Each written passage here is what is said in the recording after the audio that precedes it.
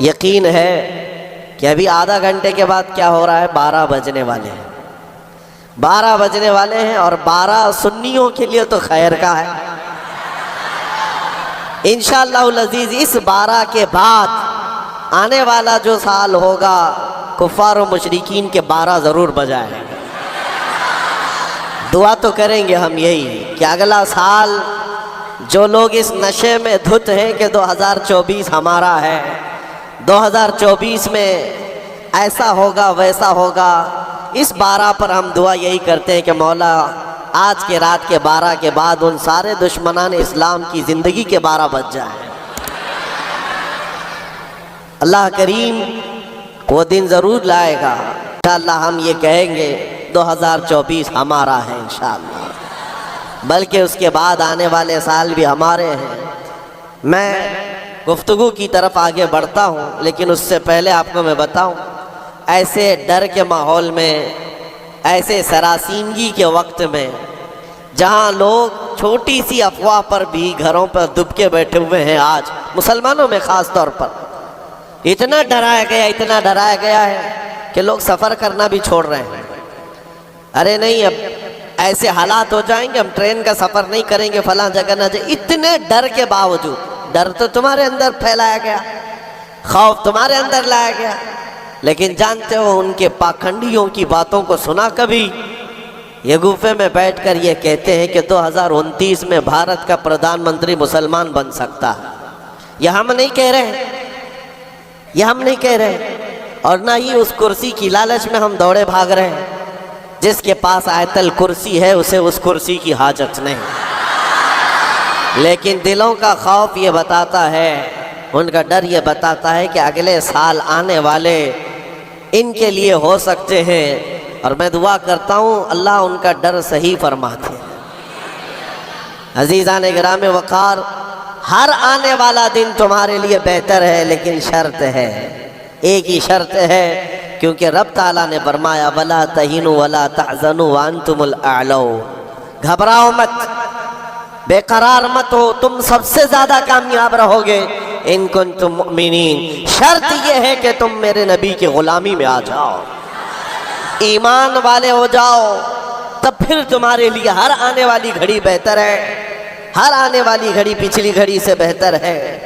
شرط یہ ہے کہ ایمان کی زندگی آ جائے تمہارے، اور ایمان نہ ہو، ایمان کسے کہتے ہیں سب کو پتا ہے، حدیث رسول ہے، میرے آقا صلی اللہ علیہ وسلم نے فرمایا لا یؤمن احدکم حتی اکون احب الیہ من والدہ وولدہ والناس اجمعین، تم میں سے اس وقت تک کوئی مومن نہیں ہو سکتا کامل جب تک کہ وہ اپنے ماں باپ، اولاد اور ساری دنیا سے زیادہ مجھ سے محبت نہ کرے۔ دوسری حدیث ہے لا یؤمن احدکم حتی یکون ہواہ تبعا لما جئت بہ، حضور پاک صلی اللہ علیہ وسلم فرماتے ہیں تم میں سے اس وقت تک کوئی کامل مومن نہیں ہو سکتا جب تک کہ وہ اپنی خواہشات کو میری مرضی کے مطابق نہ بنائے۔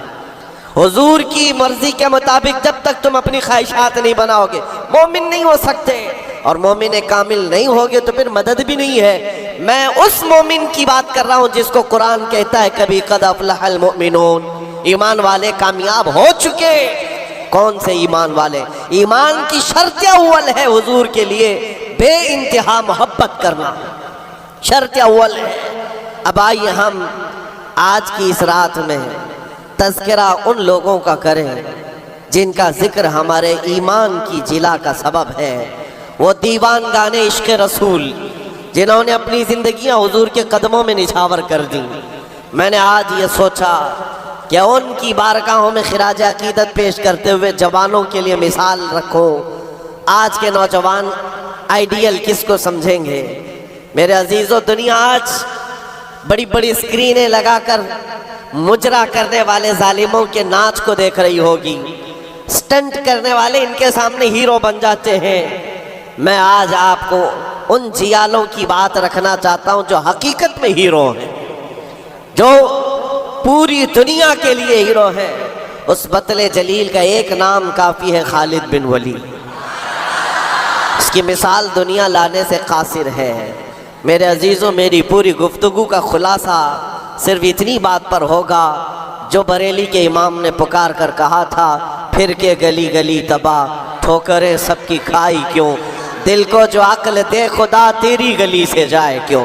آج جو گلی گلی گھوم رہے ہیں ان تک بھی پیغام پہنچاؤ، پھر کے گلی گلی تباہ، ٹھوکریں سب کی کھائے کیوں۔ آ جاؤ اس دربار میں، اس دربار کا جو سگ بھی ہو جاتا ہے، کتا بھی ہوتا ہے، وہ اپنے وقت کا مجدد بن کر کے یہ نعرہ لگاتا ہے، یہ نعرہ لگاتا ہے، اس گلی کا گدھا ہوں میں جس میں مانگتے تاجدار پھرتے ہیں، اس گلی کا گدھا ہوں میں جس میں مانگتے تاجدار پھرتے ہیں۔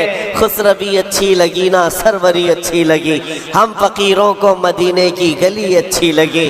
حضور تاج الشریعہ بدر الطریقہ فرماتے ہیں، بلہوس سن سیم و زر کی بندگی اچھی نہیں، ان کے در کی بھیک اچھی سروری اچھی نہیں۔